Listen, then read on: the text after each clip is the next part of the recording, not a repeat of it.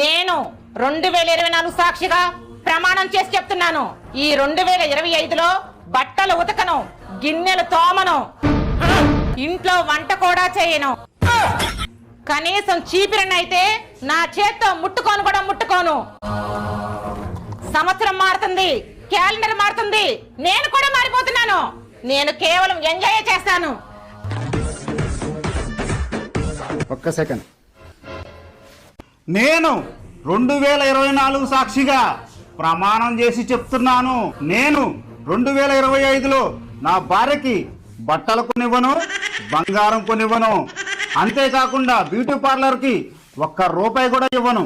సంవత్సరం మారుతుంది, క్యాలెండర్ మారుతుంది, నేను కూడా మారిపోతున్నాను. ఆ డబ్బుతో నేను ఒక్కడే ఎంజాయ్ చేస్తున్నాను.